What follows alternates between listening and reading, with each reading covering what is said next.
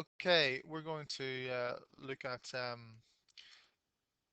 how you can make it easy for your students by making the instructions for what activities they have to do as part of the course explicit. And we're going to review the Moodle at SWSI course just for some suggestions. The first thing I would draw your attention to is the very first links that you did, where you linked the course information on the right hand side to these words here at the top. Just a couple of things about this here. There's not much text for the student to read to cut to the core message, which is what is this course about? What do I need to know and what are my assessments? So we're actually using a rhetorical uh, um, approach whereby we're in the first person we're asking the question that the student should be asking, and that means that we don't have much text here. And by having the more detailed content available as a web page, once the student chooses to go and find out this information, you can um, provide as much detail as is needed.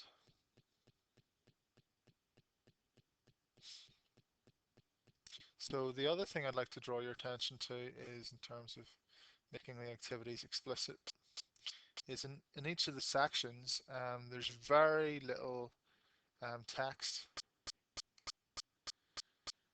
So see here in build your course, for example, we have a short paragraph explaining the purpose of this section. It's in a conversational tone, so, which is works in terms of self-directed learning. Um, we also have identified our learning outcomes here. That's useful sometimes for some courses that might not be appropriate because this is Moodle at SWSI. It's very instructional based. Do this, do that. So learning outcomes is a good way of succinctly telling the student what it is they're going to learn and what it is they have to do.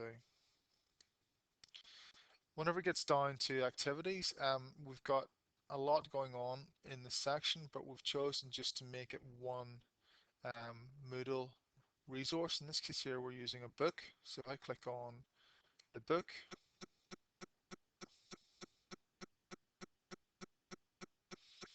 I get a lot of content. I'll just turn editing off so you can see it without the icons.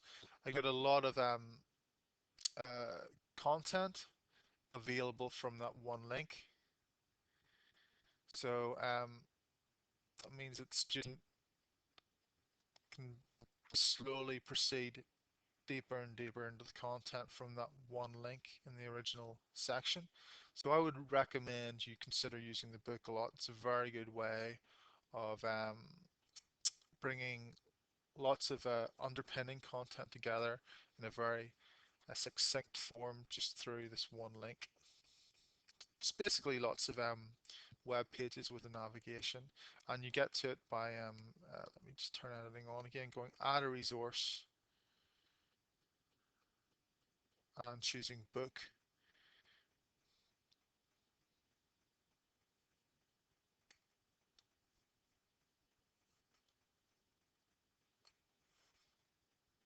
Add a resource, and there it is, book.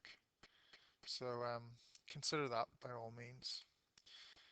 And then importantly, I want to tell you about the number one rule. Number one rule is that you do not do internal linking within Moodle. And this is useful for a couple of reasons.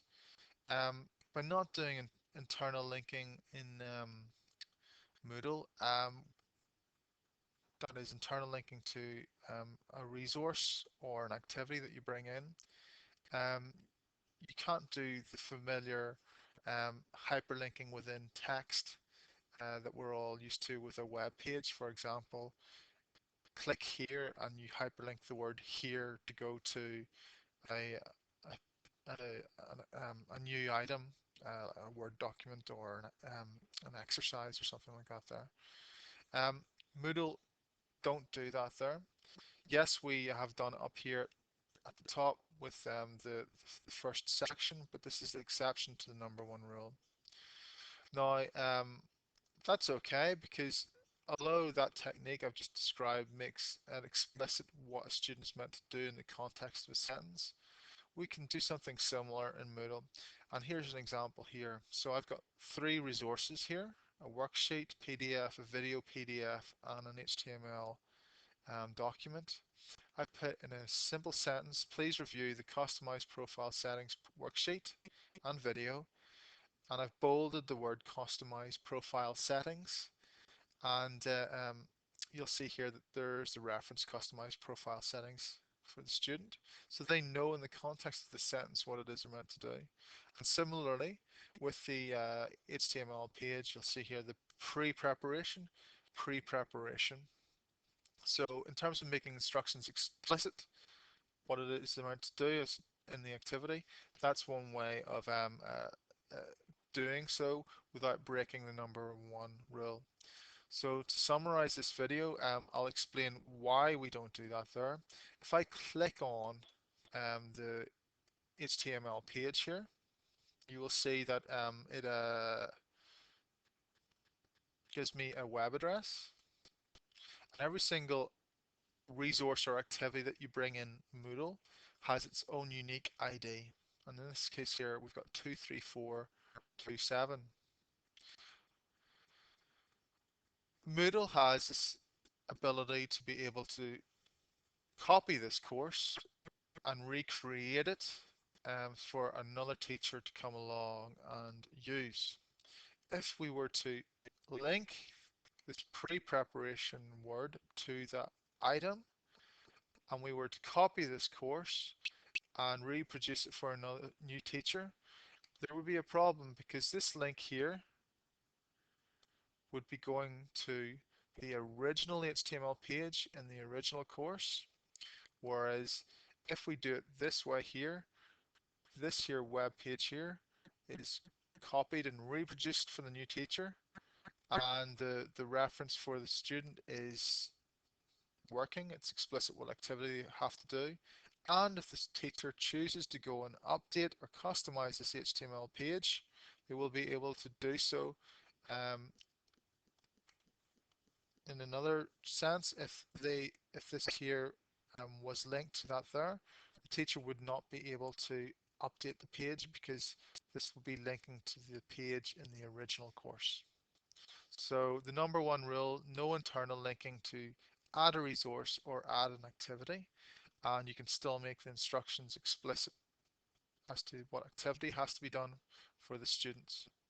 Another thing you might like to do to finish this off is put in the allocated time, especially if the course is self-directed, you'd like the student to spend on the activity. So this ends how to make activities explicit.